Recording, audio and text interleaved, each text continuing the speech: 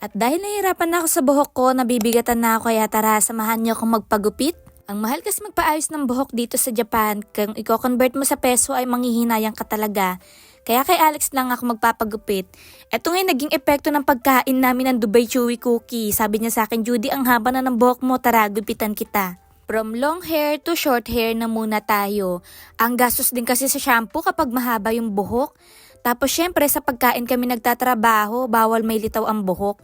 Kaya hindi na rin ako nagdalawang isip na magpagupit kay Alex. Kasi kay Alex, libre lang yung pagpapagupit namin. Kapag sa salon talaga ang mahal. Manghihinayang ka talaga sa perang ibabayad mo. Pero ang ganda rin naman talaga magpa-hair salon dito sa Japan dahil quality din naman yung gawa nila. Pero ayoko lang talaga maglabas muna ng pera lalo na para sa buhok ko. Kaya kay Alex ko na lang talaga pinagkatiwala tong buhok ko. Pangalawang gupit niya na nga to sa akin. Nung unang dating ko rin dito, ginipitan niya rin ako. Hindi na nga rin ako nagsisisi dahil sobrang init dito ngayon sa Japan dahil magsa-summer na.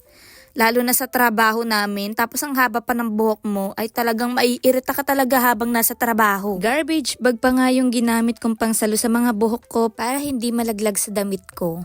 Paano ba naman kasi nung unang gupit niya sa akin, hindi ako naglagay ng pangsalo sa mga ginupit niyang buhok kaya sumama sa damit ko yung mga buhok na nagupit kaya ang ending, tinapon ko yung damit ko dahil hindi ko matanggal yung mga buhok na nakadikit. Sabi ko pa nga sa kanya ay lagyan niya ako ng konting bangs para hindi masyadong plain tingnan yung buhok na ginupit niya sa akin.